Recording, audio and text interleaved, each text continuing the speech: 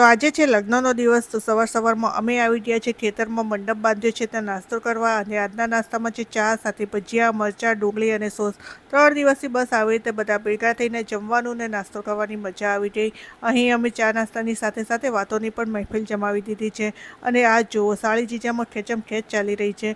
હવે એક પછી એક બધા તૈયાર થઈ ગયા. તો આ છે મારા મામા, જે સૂટમાં મસ્ત લાગે છે. પછી આવ્યું મારું બેબી, જે હમણાં તો હીરો જેવું તૈયાર થયું છે, પણ થોડી વારમાં તો ક્યાંય કપડાં અને ચશ્મા કાઢી દેશે. પછી આવ્યો મારો કઝિન, એ પણ બેનના લગ્નમાં મસ્ત એન્ટ્રી પાડે છે. અહીં મારા મામી તૈયાર થઈને આવી ગયા.